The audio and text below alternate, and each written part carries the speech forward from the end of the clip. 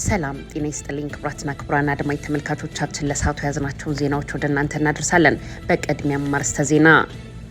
በአማራ ክልል የተለያዩ ቀጠናዎች ላይ በአገዛዙ ኃይሎችና በፋኖ ኃይሎች መካከል የሚደረገው ውጊያ ቀጥሎ ያለ ሲሆን በጎጃም በአገዛዙ ጦር ላይ ከባድ ጥቃት ተፈጽሟል። የፋኖ ኃይሎች አዲስ ቅዳም ከተማ ገብተው በፈጸሙት የማጥቃት ዘመቻ በርካታ የአገዛዙ ኃይሎች ሰብአዊ ጉዳት ደርሶባቸዋል። ፋኖ በርካታ መሳሪያዎችንም ተረክቧል። ጎንደር ላይ በነበረ ከባድ ትንቅንቅም ከፍተኛ ኪሳራን በብልጽግናው ሰራዊት ላይ ማድረስ መቻሉ ተሰምቷል። የመከላከያ ሰራዊት የመረጃ ዋና መምሪያ ኃላፊ ጀነራል ጌታቸው ጉዲና በበኩላቸው እየተደረገ ያለው ዘመቻ በጥላቶቻችን አጋርነት የሚደረግ የእጅ አዙር ጥቃት ነው የተከፈተብን ሲሉ የፋኖ ኃይሎችና የኦሮሞ ነጻነት ሰራዊት ኦላን ከሰዋል። ቀዳሚው መረጃችን ነው። ግብጽ የኢትዮጵያ ህዳሴ ግድብ ተጠናቆ መመረቁን ተከትሎ አንድም ከውሃ ክፍፍል በሌላ በኩል ከጎርፍ አደጋ ጋር የተያዙ ሀሳቦችን በማንሳት በኢትዮጵያ ላይ ተደጋጋሚ ክሶችን በማቅረብ ላይ ትገኛለች። አሜሪካ ግብጽ በህዳሴው ግድብ ዙሪያ እያነሳች ያለው ጥያቄ በፖለቲካዊ ሳይሆን በቴክኒክ ደረጃ ምላሽ እንዲያገኝ ማሳስባለች። ኢትዮጵያ የግብጽን ክስ አጣጥለዋለች። ሌላኛው መረጃችን ነው። በትግራይ ክልል በመቀለና በዙሪያ የሚገኙ የትግራይ ኃይል አባላት ጥቅምት 3 2018 ዓ.ም የጀመሩት የመኪና መንገድ በመዝጋት የተደገፈ የተቃውሞ ሰልፍ ዛሬም በሌሎች ቀጠናዎች ሲካሄድ መዋሉ ተነግሯል። ሌላኛው መረጃችን ነው። የስፔኑ ጠቅላይ ሚኒስትር ፔድሮ ሳንቼስ በሐማስና በእስራኤል መካከል ባለው የተኩስ አቁም ስምምነት ምክንያት በጋዛ የተፈጸመው የዘር ማጥፋት ወንጀል ተጠያቂነቱን ማጣት የለበትም ሲሉ ተናግረዋል። በዜናችን አካተነዋል። እና የተከበራችሁ አድማጭ ተመልካቾቻችን ከላይ በአርዕስተ ዜና ያሰማናችሁንና ሌሎች ተጨማሪ መረጃዎችን ይዘናል። አብራችሁን በመቆየት እንድታደምጡን በትህትና በመጠየቅ ወደ ዝርዝር መረጃዎቹ ሸጋግራለሁ። ይህ ኢትዮ ዜና ነው። አብራችሁን ቆዩ። በአማራ ክልል በአገዛዙ ኃይሎችና በፋኖ ኃይሎች መካከል በተለያዩ ቀጠናዎች ላይ የሚደረጉ ውጊያዎች ዛሬም ተጠናክረው ቀጥለዋል። በጎጃም በአገዛዙ ጦር ላይ ከባድ ጥቃት ተፈጽሟል። የፋኖ ኃይሎች አዲስ ቅዳም ከተማ ገብተው በፈጸሙት የማጥቃት ዘመቻ በርካታ የአገዛዙ ኃይሎች ሰብአዊ ጉዳት ደርሶባቸዋል። ፋኖ በርካታ መሳሪያዎችንም ተረክቧል። ጎንደር ላይ በነበረ ከባድ ትንቅንቅም ከፍተኛ ኪሳራን በብልጽግና ሰራዊት ላይ ማድረስ መቻሉን የፋኖ የመረጃ ምንጮች ገልጸዋል።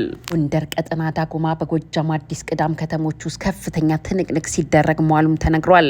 በሀዊ ዞን አዲስ ቅዳም የፋኖ ኃይሎች ድንገተኛ ጥቃት ከፍተው የአገዛዙ ወታደሮች መሽገውበት የነበረ ካምፕን ሰብረው በመግባት ከፍተኛ ጉዳት ያደረሱ ሲሆን ደረሰው ከፍተኛ ሰብአዊ ጉዳት ባሻገር የፋኖ ኃይሎች በርካታ ከባድና ቀላል የጦር መሳሪያዎችን መማረካቸውን አሳውቀዋል።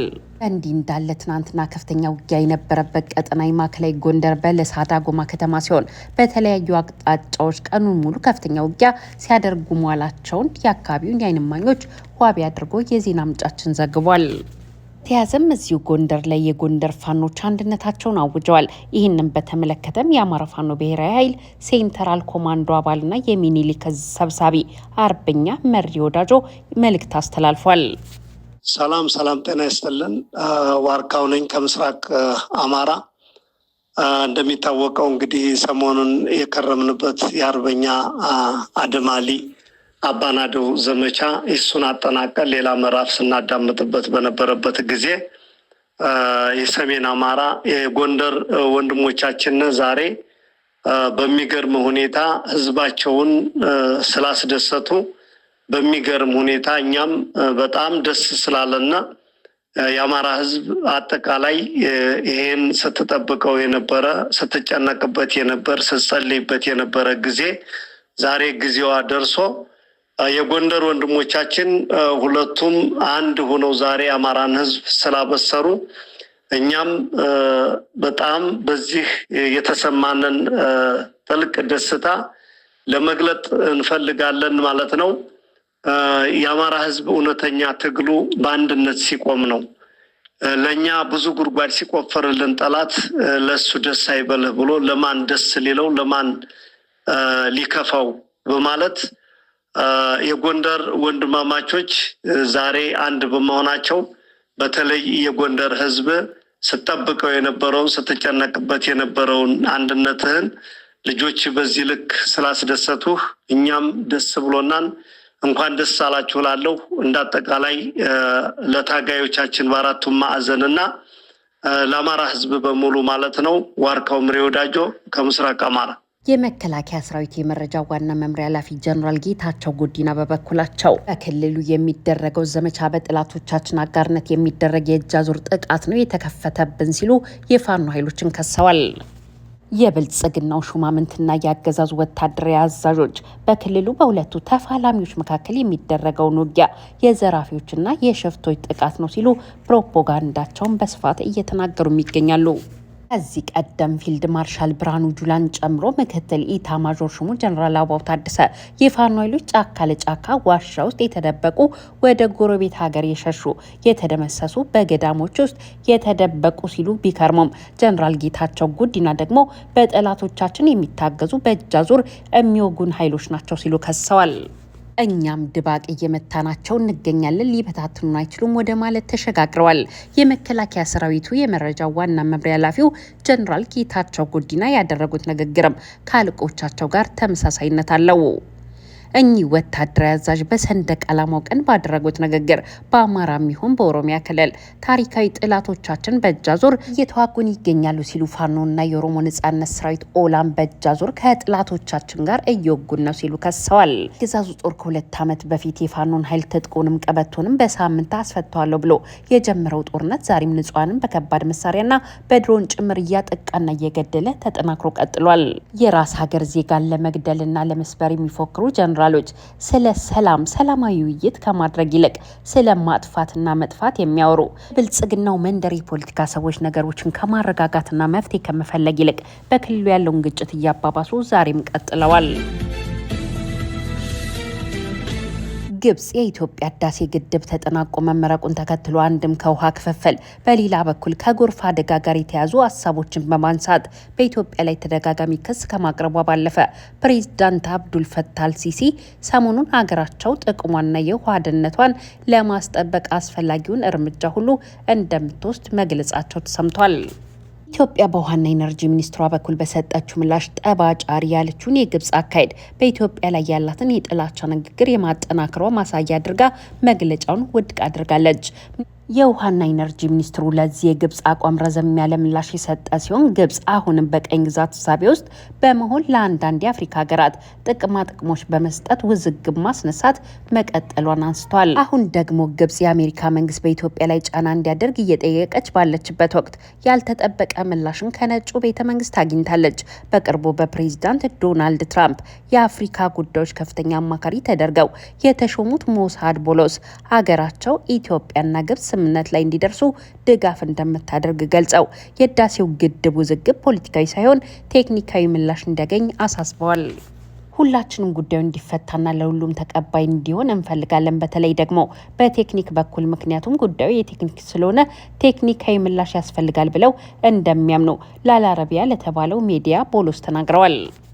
ቦሎስ ጉዳዩ የኢትዮጵያ ሱዳንና ግብጽ የህይወትና የመኖር ጉዳይ ነው በማለትም ገልጸው ግብጽ ከዚህ በፊት ለብቻዋ የናይል ውሃን የሞት ሽረት ጉዳይ ነው ስትል ስትገልጸው የነበረውን ጉዳይ የሶስቱም ሀገራት ነው ሲሉ ገልጸውታል።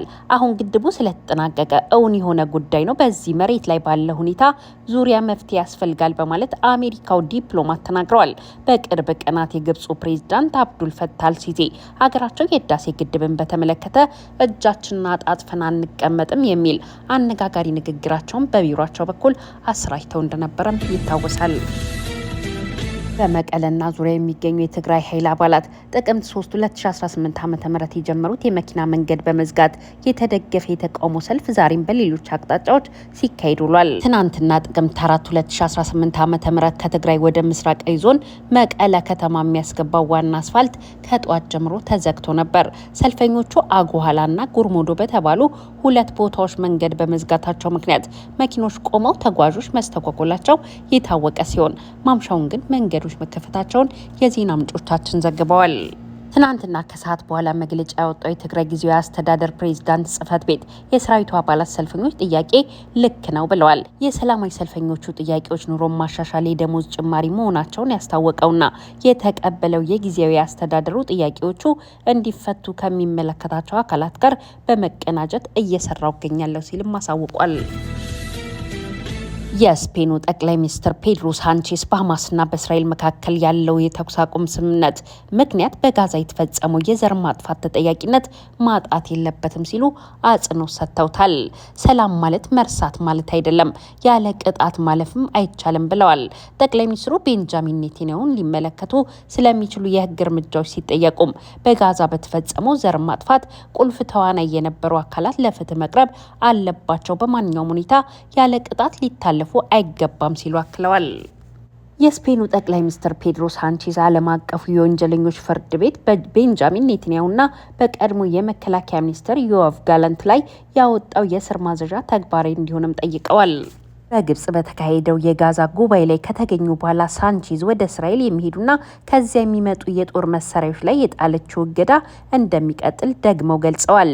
ይህ ሂደት እስኪጠናከር በእርግጠኝነት ወደ ሰላም እስኪሸጋገር ድረስ ይህን እገዳ እንቀጥላለንም ብለዋል።